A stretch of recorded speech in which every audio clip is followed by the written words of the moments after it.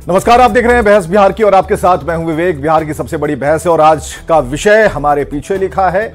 यहां लिखा है लालू परिवार पर मोदी का जंगल राज वाला बिहार। फिर है क्वेश्चन मार्क, यानी कि सवाल का निशान, प्रश्नवाचक चिन्ह। भाई जहां जा रहे हैं वहां पर कुछ न कुछ ऐसी बातें जो व्यक्तिगत नहीं है, लेकिन प्रधानमंत्री नरेंद्र मोदी की जुबान से अगर वो बात निकल रही है तो काफी वजनी हो जा रही है, भारी हो जा रही है। उसका मर्म, मायने, मतलब लोग समझने की कोशिश कर रहे हैं। जब आज बेतिया में नरेंद्र मोदी थे तो उन्होंने जंगल राज वाला प्रहार किया। बयान उनकी ही जुबानी, जो उन्होंने कहा वैसा ही हम स्क्रीन पर रख रहे हैं। जंगल राज लाने वाला परिवार बिहार के युवाओं का सबसे बड़ा गुनहगार है। जंगल राज के जिम्मेदार परिवार ने बिहार के लाखों नौजवानों से उनका भाग्य छीन लिया। ये एनडीए सरकार है जो इस जंगल राज से बिहार को बचाकर इतना आगे लाई है। चलिए, प्रेमरंजन प्रवक्ता बीजेपी से हमारे साथ है, प्रेमरंजन पटेल जी, डॉक्टर विनोद शर्मा प्रवक्ता कांग्रेस से, अभिषेक झा प्रवक्ता जेडीयू से, उमेश सिंह सदस्य राज्य समिति बाले से। सबका एक साथ बहुत बहुत स्वागत करना चाहेंगे। लेकिन आज का जो प्रश्न है सीधे शुरू करते हैं प्रेमरंजन पटेल से, जो प्रवक्ता बीजेपी से हैं। भाई, जंगल राज वाली बात क्यों, क्या रिएक्शन है? बीजेपी प्रवक्ता होने के नाते प्रधानमंत्री तो कह गए, लेकिन निशाना जो साधना चाहा, जो कहना चाह रहे थे, उसे हम शाम में समझना बेहतर समझ रहे थे, क्योंकि आसपास से जो विश्लेषक हैं उनके भी कुछ विचार लिए जाए, पॉलिटिकल एनालाइजर हैं उनका भी थोड़ा सुना जाए, उसके बाद प्रेमरंजन पटेल की बारी आती है। प्रेमरंजन जी, जरा समझाइए क्यों। विवेक जी, 90 से 2005 की जो बिहार की स्थिति थी उसी को जंगल राज कहा जाता था। कोई व्यक्ति सुरक्षित नहीं था, घर के अंदर में भी रह करके दहशत में रहता था, भय में रहता था, आतंक में रहता था। घर का, परिवार का कोई सदस्य अगर बाहर चला जाता था, अंधेरा होने से पहले वापस नहीं आया तो घर के लोग चिंतित, कहां कौन सी अनहोनी घटना होगी, कब किनका अपहरण हो जाएगा, कब हत्या हो जाएगा, कहां लूटे जाएंगे, कहां कौन जो है माफिया उनको उठा करके ले जाएंगे। ये स्थिति बनी हुई थी। बिहार में कानून नाम का चीज नहीं था और इसलिए उसी को जंगल राज कहा गया था। आज भी यादें ताजे हो जाती है लोगों को, जब उस समय की स्थितियां, जब आकलन होता है, याद पड़ती है तो रोंगटे खड़े हो जाते हैं शरीर के अंदर में। काश वैसा दिन फिर कभी बिहार को देखने का ना मिले, कभी जो है सपने में भी नहीं। जो स्थितियां थी हम लोग जो ने देखा है, बहुत नजदीक से भुगता है, तो जो है उस चीजों को कैसे भुलाया जा सकता है। इसलिए प्रधानमंत्री जी ने कहा कि बिहार में जो जंगल राज था, उस जंगल राज की समाप्ति के लिए एनडीए की सरकार आई और उसके बाद विकास की बयारबानी शुरू हुई। आज जो देख रहे हैं बिहार की स्थितियां, बिजली से लेकर के सड़क सुरक्षा, स्वास्थ्य व्यवस्था, कानून व्यवस्था, सारी चीजें ये एनडीए की सरकार के कारण ये संभव हो सका। इसलिए प्रधानमंत्री जी ने उन चीजों को याद कराने का काम किया। प्रधानमंत्री जी भी एक एक चीजों पर नजर रखते थे। उस समय भी अगर गुजरात के मुख्यमंत्री थे तब भी जो है बिहार पर नजर थी। बिहार और गुजरात का संबंध बड़ा ही अनोनाश्रय रहा है।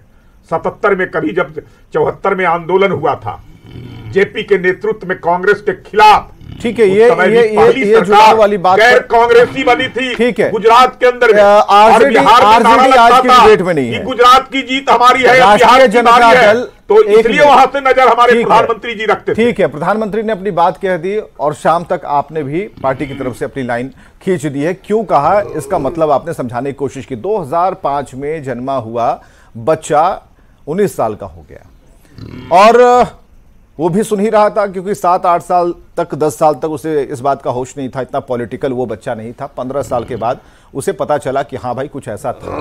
अब उनके पिताजी जो हैं, उनके जो पिताजी हैं, उन्होंने उन्हें बताया होगा। आज नरेंद्र मोदी चाहते हैं कि जब सब कुछ विकास की रफ्तार से मैच कर रहा है, मिल रहा है, हम आगे बढ़ रहे हैं, तो फिर हम उस दिशा में नहीं लौटना चाहते जो इसके लिए वादा के, बिना नाम लिए नरेंद्र मोदी ने कहा। आरजेडी आज की डिबेट में अगर होती तो मजा आ जाता, क्योंकि आरजेडी की तरफ से भी कुछ जवाब होते और सवाल जवाब में कुछ चीजें निकल कर आती नहीं है। उमेश सिंह सदस्य हैं राज्य समिति माले से, उनसे हम बात करते हैं। उमेश सिंह जी, आप अभी भी जड़ता बनाए हुए हैं, हमें जरा ये बताइए, उस दौर को याद दिलाया आज प्रधानमंत्री ने, कुछ कहना है इस पर, रिएक्शन है आपका, कुछ कहना चाहेंगे?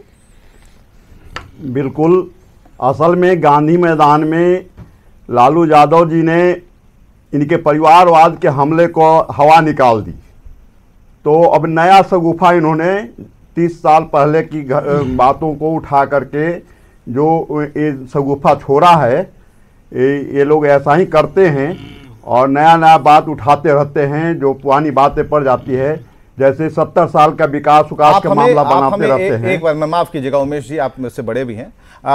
उमेश जी, आप क्या इस बात को मानते हैं कि 2005 वाली बात जो ये कह रहे हैं, या 2005 से पहले वाली बातों को याद दिला रहे हैं?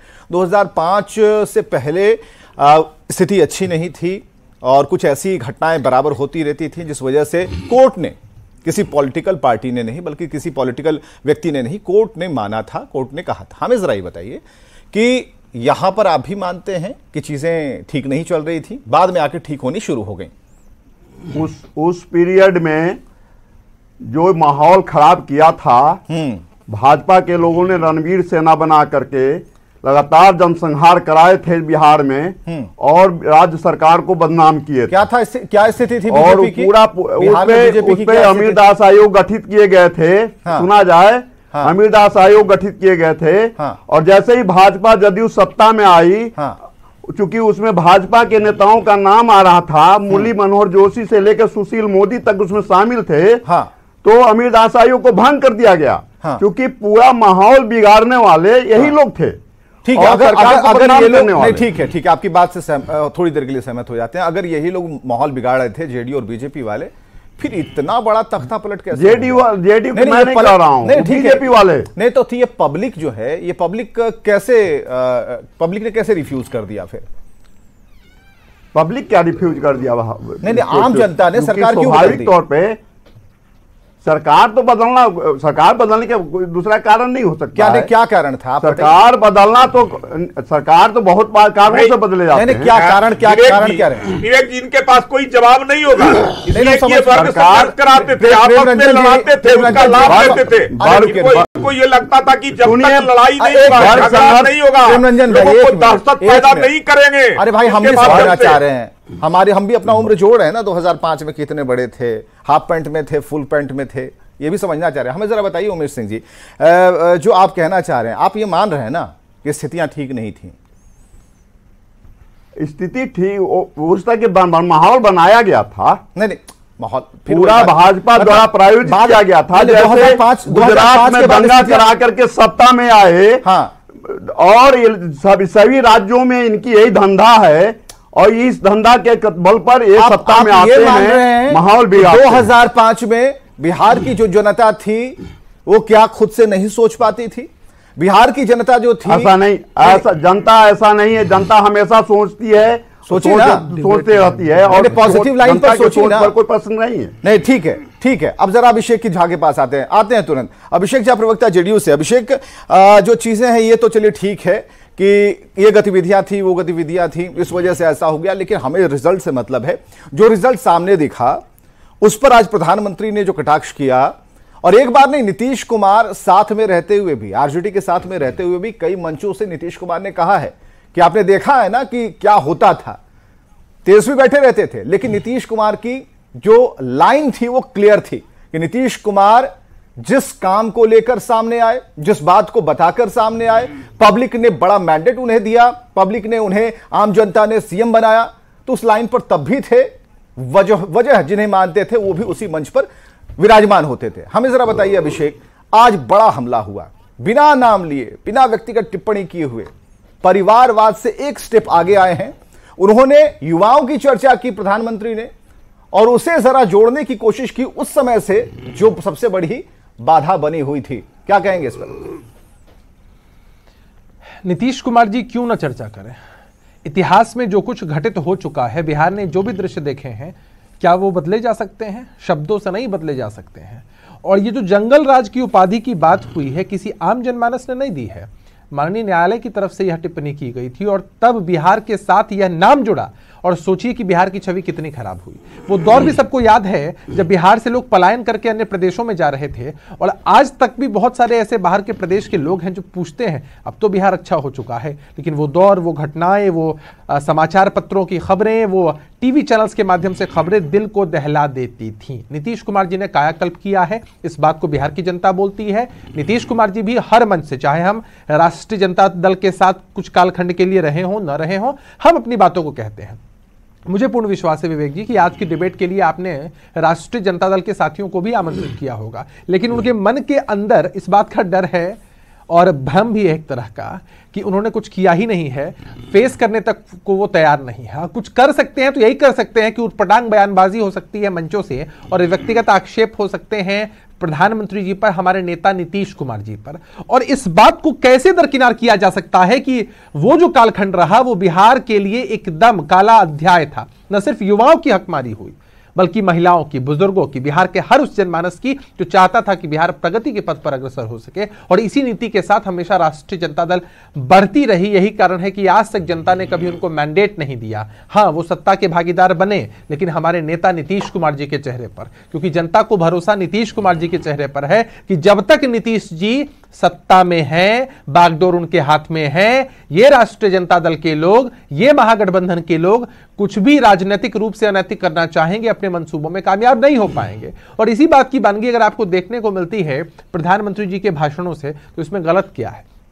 और बजाय इस बात को डिफेंड करने के, हमारे राष्ट्रीय जनता दल के साथी बौखला जाते हैं, चिल्लाने लगते हैं कि भाई परिवारवाद किस पार्टी में व्याप्त नहीं है। भाई परिवारवाद, वंशवाद की परिभाषा प्रधानमंत्री जी ने बहुत बेहतर तरीके से बताई है, और उन बातों को आप जस्टिफाई नहीं कर सकते, उन बातों पर आप एक्सप्लेनेशन नहीं दे सकते, तो आप क्या करते हैं? विवेक जी, मैंने फिर वही बात कही है कि लालू प्रसाद यादव जी ने आज तक कभी किसी कार्यकर्ता को आगे नहीं बढ़ाया। हाँ, अभिषेक एक मिनट, उमेश सिंह सदस्य हैं राज्य समिति से। उमेश सिंह जी, हमें जरा बताइएगा, ये पलायन, एक शब्द और जोड़ा है प्रधानमंत्री ने, पलायन को माना है कि उसकी सबसे बड़ी वजह थी लोग डरे हुए थे, सहमे हुए थे, रोजगार नहीं था, बहुत सारी चीजें ठप पड़ी हुई थी, और इस वजह से एक पलायन का दौर शुरू हुआ। तो जो लोग बाहर चले गए अपनी भविष्य को बनाने के लिए, वो बने, कुछ कोशिश करते रहे, कुछों का संघर्ष जारी रहा।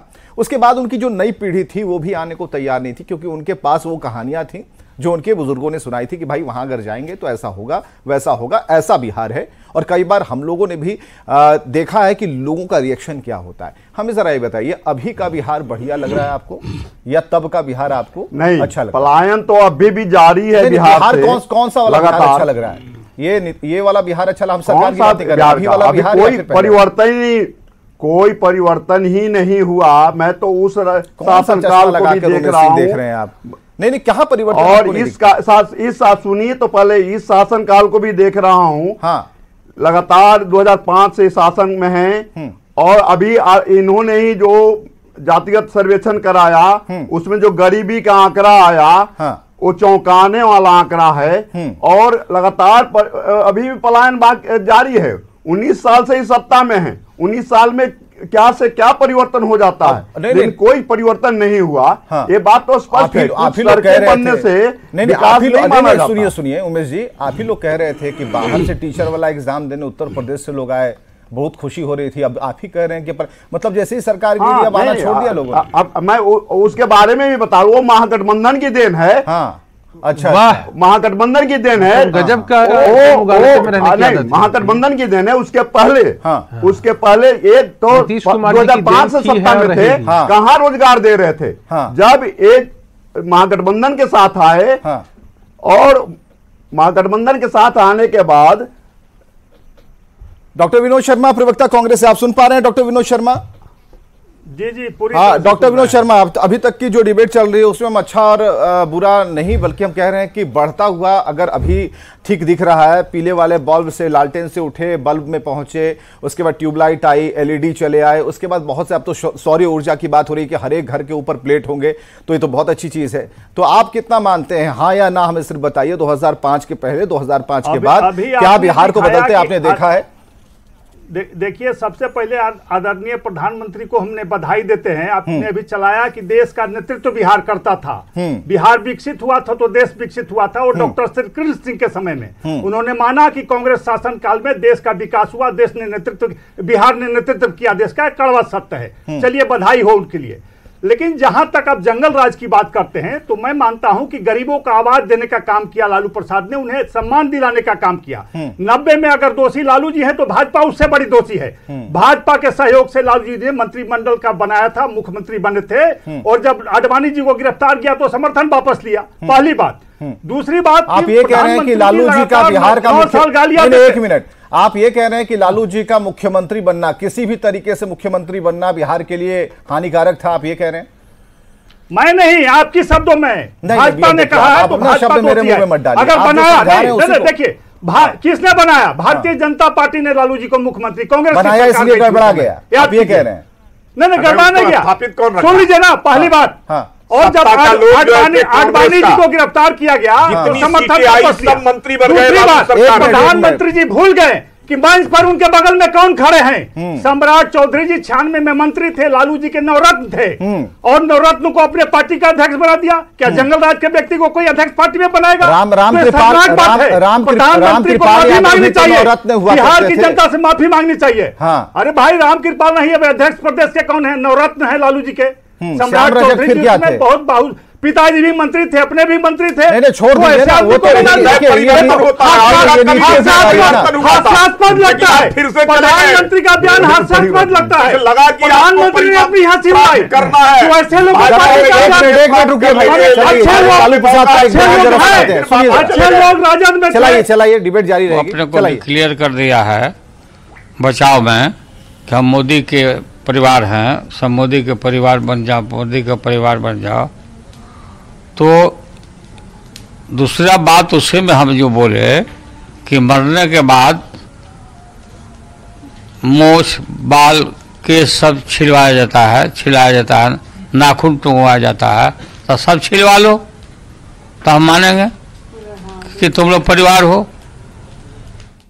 चलिए, इसे चलाना जरूरी था क्योंकि ये रिएक्शन जरूरी है यहाँ पर। था प्रधानमंत्री जी की बातों पर पूरा देश हंस रहा है, बातों पर कि बगल में सम्राट जी को खड़ा करवा रहे हैं जो नवरत्न थे लालू जी के, वहीं से सारा शिक्षा दीक्षा लिया। एक तरफ आप ही हमारी डिबेट में कहते हैं डॉक्टर विनोद शर्मा कि ये नीतियों की लड़ाई है, करना चाहिए बिहार का, ये नीति की लड़ाई है। प्रधानमंत्री आप ही कहते हैं ये विचारों की लड़ाई है। सम्राट जी को बना दिया उन्हीं के आदमी। अरे सुनिए, क्या मजाक है? रुकिए एक मिनट। बिहार में डॉक्टर विनोद शर्मा, आप अपनी बात को ही काट रहे हैं। लालू प्रसाद ने आप अपनी बात को ही हुजूर काट रहे हैं। सुनिए, आवाज देने का काम किया। आप एक तरफ कहते हैं विचारों की लड़ाई, सुनिए एक मिनट, आप कहते हैं विनोद शर्मा जी, आप एक तरफ कहते हैं विचारों की लड़ाई। अब विचार वाली बात यहां पर हमको आप ही के ऊपर एग्जांपल सेट होता है। आप बीजेपी में थे ना? मेरे ऊपर कैसे? प्रधानमंत्री आप बीजेपी छोड़ अरे भाई, तो जब आपके विचार सुबह और शाम में नहीं खाते, डॉक्टर सीपी ठाकुर जी कांग्रेस के सांसद थे, भाजपा ने बहुत बड़ा नेता बनाया। एक कोई बात है क्या? नीतीश कुमार जी को नजर नहीं आता है? नीतीश कुमार जी को गाली किसने दिया था? नाखून मुड़ा के और बाल मुड़ा के। चलिए, एक बड़ा मसला, एक बड़ा मुद्दा, और सबसे बड़ी बात है कि यहाँ पर हम फिर कहना चाहेंगे, आज की तारीख में जो मुद्दे के तौर पर, नारे के तौर पर समझिए, प्रधानमंत्री ने एक बड़ी बात कह दी है, लोगों के अंदर उस याद को ताजा करने की कोशिश की। वो चाहते हैं कि जो बिजली बत्ती जल चुकी है, अब उसका जो लाइट का जो मॉडिफिकेशन है, उसके प्रारूप हैं और बढ़ें, यानी कि सौर ऊर्जा की तरफ चलें, सूर्य से। और उन्होंने छठ से भी तुलना की, छठ को भी कहा कि महान पर्व है, और उसे किस तरीके से उन्होंने जोड़ा है सौर ऊर्जा से। तो आप समझिए कि हम किस तरफ आगे बढ़ रहे हैं। तो ठीक है, एक चैप्टर बंद होता है तभी दूसरा चैप्टर शुरू होता है, तो नए चैप्टर को पढ़ने में थोड़ी मेहनत तो लगेगी, लेकिन जब चैप्टर पढ़ लेंगे, वो पन्ना खत्म हो जाएगा तो बहुत अच्छा लगेगा, क्योंकि वो चीजें जब पढ़ लेंगे तो आगे का चैप्टर और भी आसान होगा। तो चुनौतियां हैं, चुनौतियां अपनी जगह हैं, लेकिन इन चुनौतियों से पार पाने के लिए मेहनत भी जरूरी है। जो यहां दिख रहा है, बयानबाजी अपनी जगह पर है। अभी हम फिर कह रहे हैं कि ये कोई चुनावी मंच नहीं था, जहां से प्रधानमंत्री मोदी ने कहा। चुनावी मंच तो अब आना शुरू होगा और कई तरह के प्रहार होंगे। बहुत बहुत शुक्रिया। सरदार पटेल की एक कांस्य प्रतिमा प्रमाण थी कि भारत दुनिया के